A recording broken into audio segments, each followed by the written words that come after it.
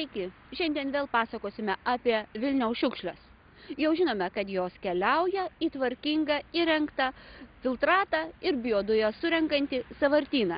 Tačiau kaip keliauja? Kitas laidos puslapis pakvies į Žagarės regioninį parką. O dabar papasakosime apie vieną bendrą darbą su Lietuvos savivaldybių asociacija. Mūsų laidos kūrybinė grupė pagal ES remiamą projektą jau antras mėnuo važinėja po Lietuvos miestus ir miestelius. Mums žmonės pasakoja apie savo krašte veikiančias atsinaujinančios energijos jėgaines, problemas susijusias su renovacija ar biokuro panaudojimu. Tuos pasakojimus pateikiame tolesnėse laidose, o štai kartu važiuojantis lektoriai vietos žmonėms pasakoja apie atsinaujinančios energetikos vystymo galimybes. Labai gerai, kad vyksta tokios laidos ir labai gerai, kad vis daugiau visuomenės yra supažindinama, įtraukiama, sudominama, todėl kad lyginant netgi tą projektų skaičių, kiek dabar norėtų modernizuoti namų ir kiek norėjo prieš porą metų, jis yra tikrai labai išaugęs ir tiesiog noriu padėkoti už jūsų iniciatyvas. Artėja šildymo sezonas ir tai bus iš tikrųjų didelis savivaldybėms išbandymas. Kalbant apie skirtumus tarp savivaldybių, kodėl tos kainos tokios skirtingos, tai reikia irgi prisiminti, kad skirtingai yra šildoma savivaldybėse. Turėdama savo ūkį, vienos vis tik tai iki šiol dar šildo dujomis, o kitos biokuru. Ir jeigu būtų galimybė biokuro katilus pastatyti daug didesnėme skaičiuje savivaldybių, tai ir gyventojams būtų kur kas geriau.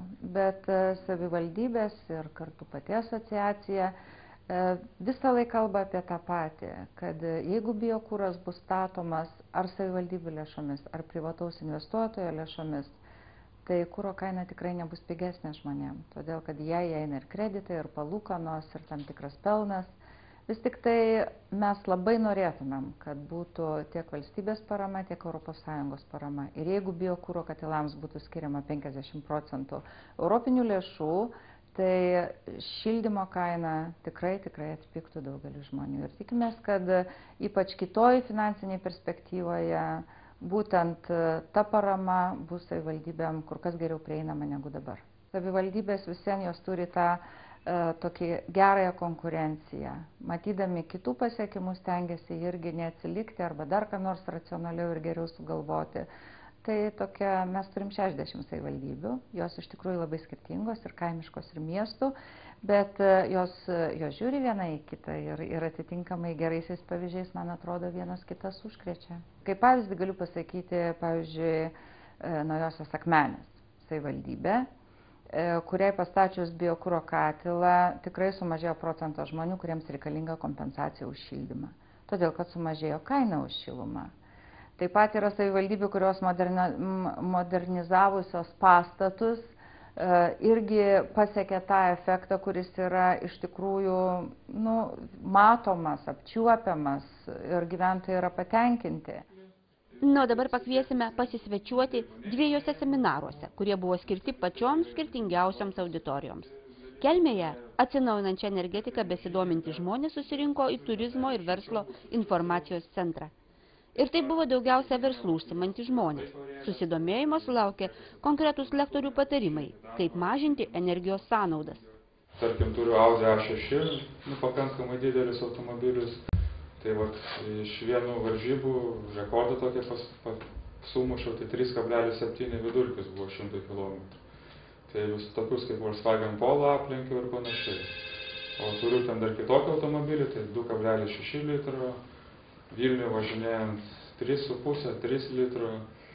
Čia aišku labai daug gilintis tada reikėtų, bet turiu omeny, kad nebūtinai tai turi būti super taupus automobilis, bet su bet kurio automobiliu važiuojant, žinant tam tikrus ekologiško, tausaus vairavimo principus, galima jį naudoti bet kokiam automobiliu. Pastebėjome, kad dažnai užduodami klausimai, kuriuos galima adresuoti kitoms Vilniuje esančioms institucijoms. Girdėjau, kad, LIFE-as, Lietuvos apsaugos investicijų fondas, remia atsinaujinančius šaltinius, kuriuos galima naudoti netgi privačiuose namuose.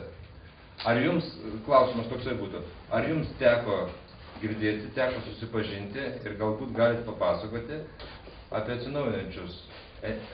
atsinaujinančius energetikos rūšis, kurias galima būtų panaudoti viešosios paskirties pastatuose, darželiuose, mokyklose, kultūros namuose, ant daugiabučių pastatų stogų. Atsakymą į šį klausimą išgirsite kitoje laidoje iš Lietuvos aplinkos apsaugos investicijų fondo vadovų. O dabar apsilankykite dar viename seminare Šeduvos gimnazijoje. Vyresniųjų klasių gimnazistai irgi susidomėjo galimybėmis taupyti degalus ekologiškai vairuojant automobilį, renkantis buičiai tuos prietaisus, kurie priskiriami A++ klasiai. Atrodytų, moksleivių dar nedomina konkrečios atsinaujinančios energetikos jėgainės ir jų statybos peripetijos. Pasirodo, klydom. Pokalbis po seminaro parodė ką kitą. Jeigu 10 MW tik tai leidžia saulės, tai vartotojas ten nepajus, nes tai yra pernelyg nykstamas kiekis. O vėjui, pavyzdžiui, atvirkščiai, muša tarifą, nors, aš kaip direktorius kovoju, velniai žino kaip, bet, sakykime, šie metam nustatė didelėm, ten irgi yra 2 lygiai, o, didesniem, nuo 350 kW ir didesniem, tai yra tik 28 maksimali riba, turi siūlyti jau 27 norint laimėti, bent jau 27,5. O tai jau yra ant ribos, ar apsimoka verslo planą vystyti. Tad kai mūsų kūrybinė grupė, apsikarščiusi kameromis ir projektoriais, užklys į jūsų savivaldybę, nenustebkite. Geriau ateikite ir papasakokite visai Lietuvai apie kokį gerą išradimą padarytą jūsų mieste ar kaime.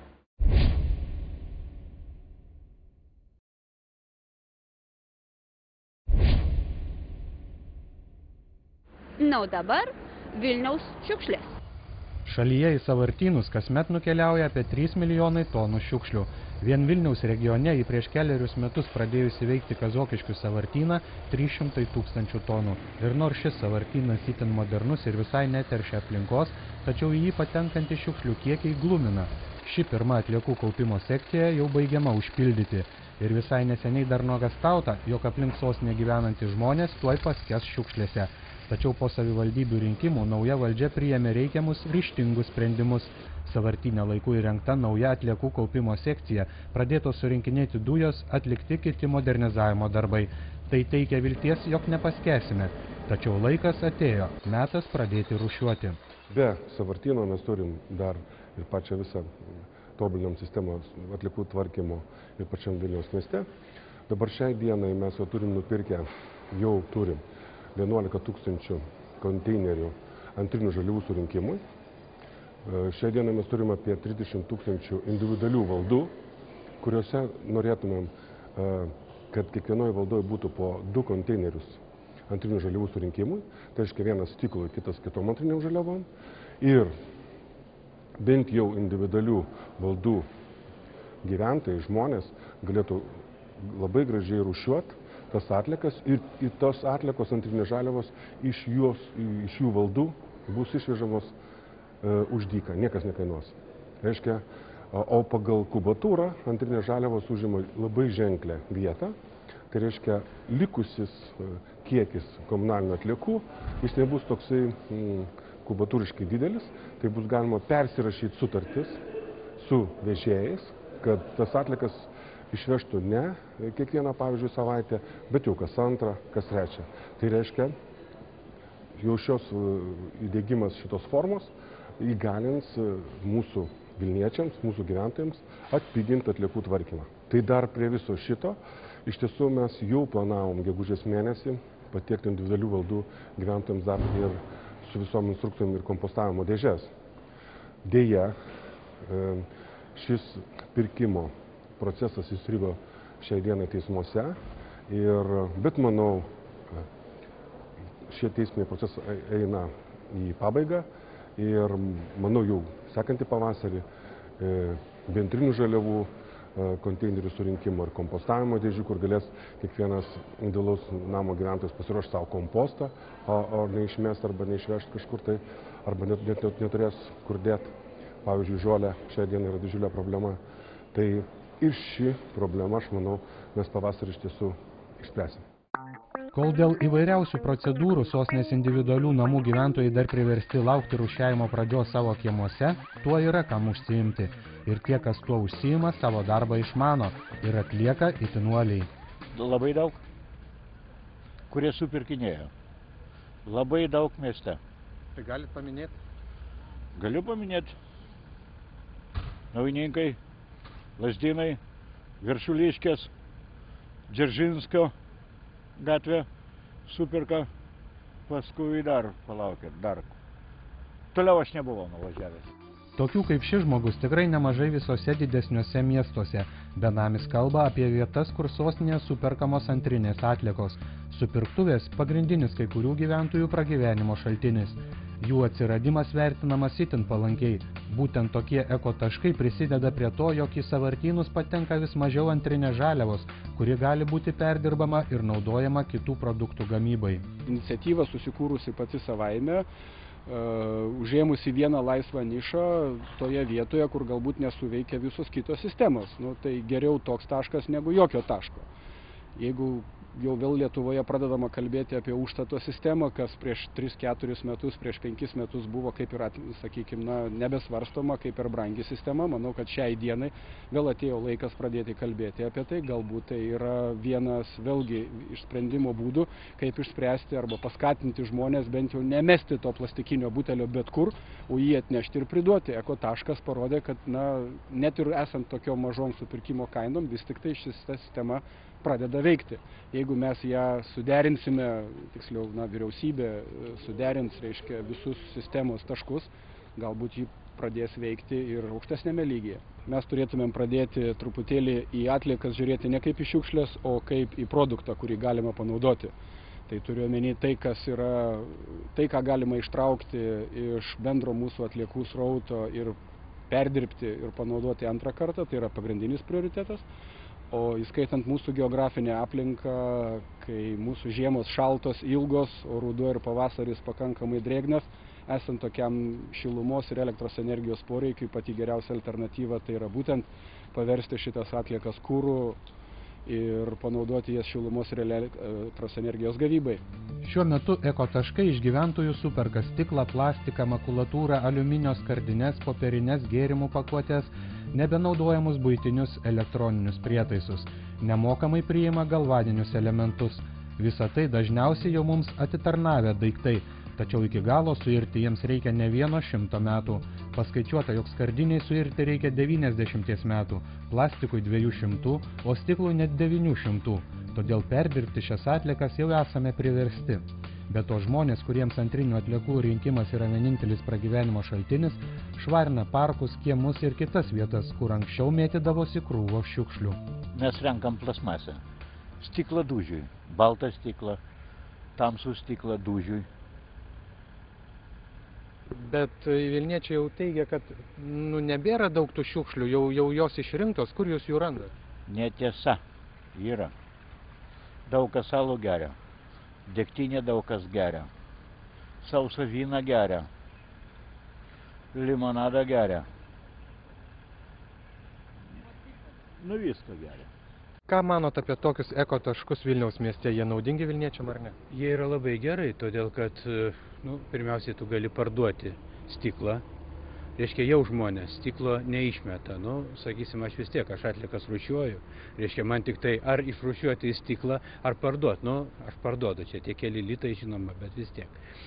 O šiaip tai žinoma, žmonės paprastai tą stiklą, kurio nesuperka, kuris nėra tas užstatinės stiklo tara, stiklo buteliai. Jie jos meta į pakrūmės.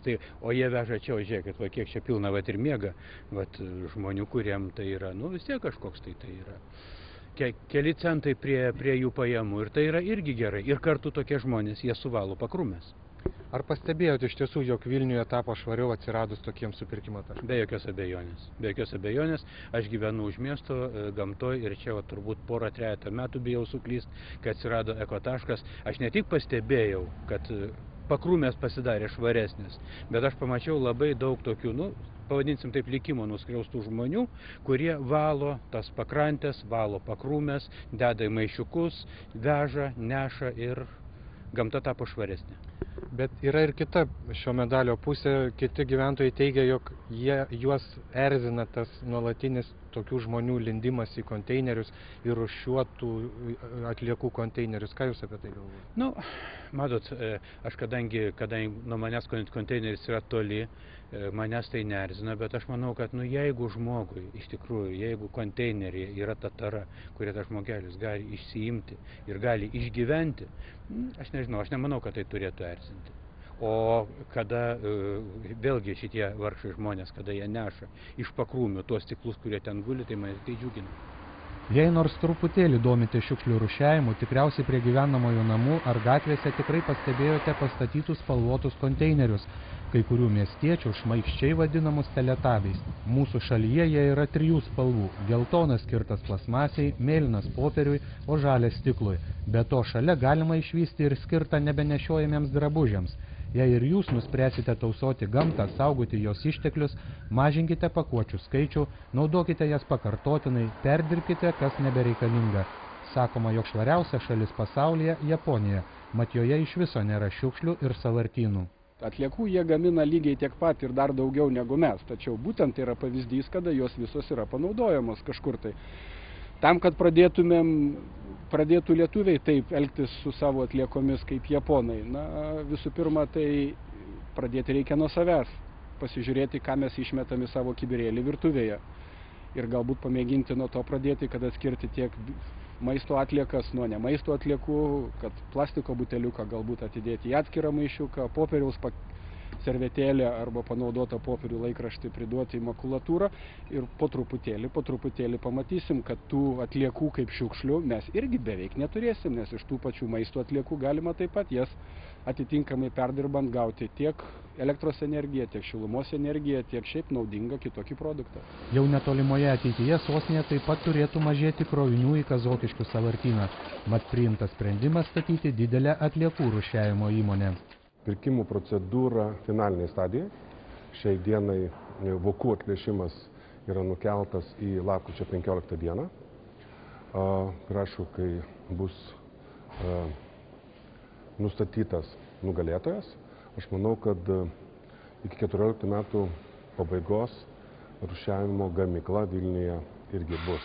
Tai reiškia, likas srautas komunalinių atliekų, kuris reikalingas bus išrūšiuot, per rūšiavimo gamyklą bus išrūšiuota ir aš manau, kad Kazokiškėse pastatyta antra sekcija, kurią jinai nebus taip greitai užpildyta, kaip užsipildė šiuo metu pirma sekcija. Sostinėje vis daugiau pritarančių ir šiukšlių deginimo idėjai.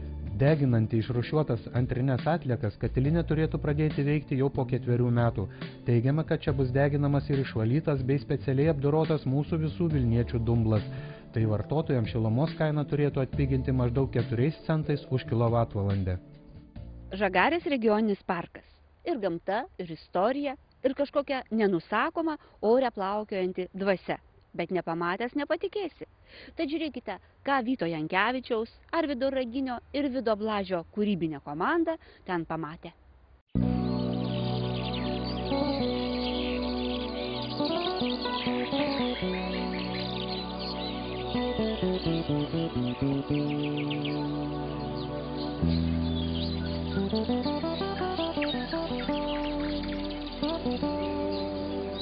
Šiaurės Lietuvos Žemgalos lygumos vakarinėme pakraštyje, kaimyninės Latvijos pašonėje, abipus Švietės upės, išsibarsčiusi senoji ir naujoji Žagarė.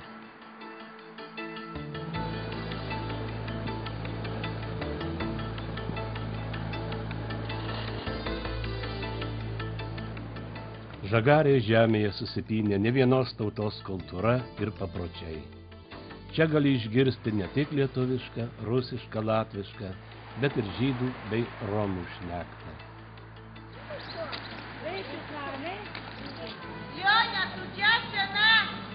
Kaip ir daugelis Lietuvos miestelių, Žagarė saugo savitą architektūrinį istorinį paveldą. Angliškomis Tudorų stiliaus gotikos formomis puikuojasi Naryškinų dvaro rūmai ir kiti ansamblio pastatai.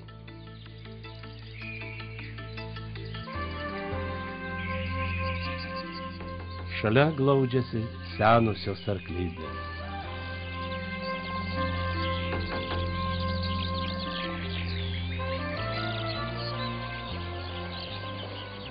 Žagarės žemėje amžino poilsio vietą rado daugelio kartų skirtingų tikėjimų bei tautybių žmonės.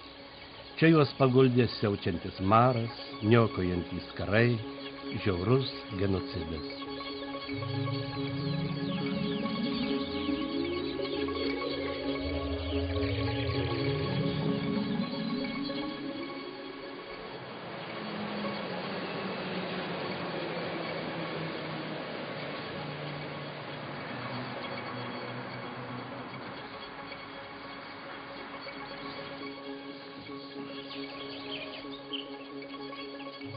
Laiko paženklinti pokario tragediją mena Žagarės apylinkių laukai. Tokioje neįprastoje aplinkoje ir įsikūrusi Žagarės regioninio parko direkcija. Nedidelis Žagarės miestelis puikuojasi didžiausiu Lietuvoje peizažiniu parku. 20 amžiaus pradžioje parke buvo pasodinta per 200 želdinių rūšių. Daugiau kaip 100 jų auga ir dabar. Senų medžių paunksnėje prieglobstį randa daugybė paukščių.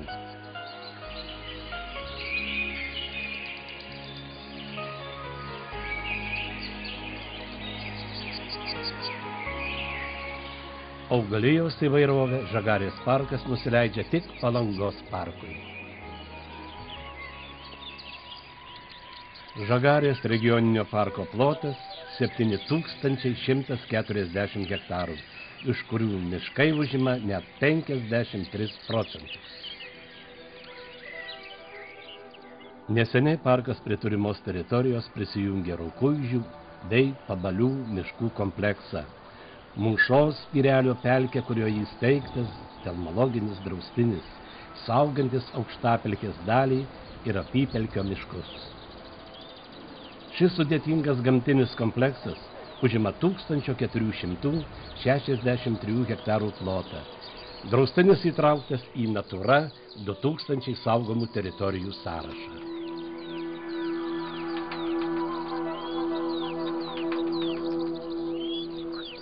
Pietinės raisto dalies puošmena per 30 išsibarsčiusių nedidelių ežerėlių bei apie juos vešinti tik raistui būdinga augmenija.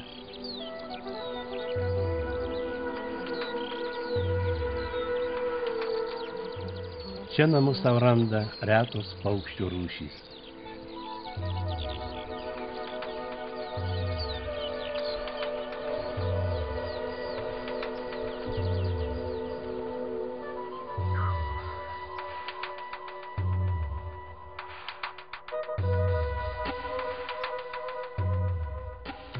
Aukštapelkę tarsi karūna dabina vienintelis natūralus Joniškio rajone Miknaičių ežeras. Beveik 6 hektarų ežerą nuo senų senovės migracijos metu lanko tūkstančiai želmeninių žąsų.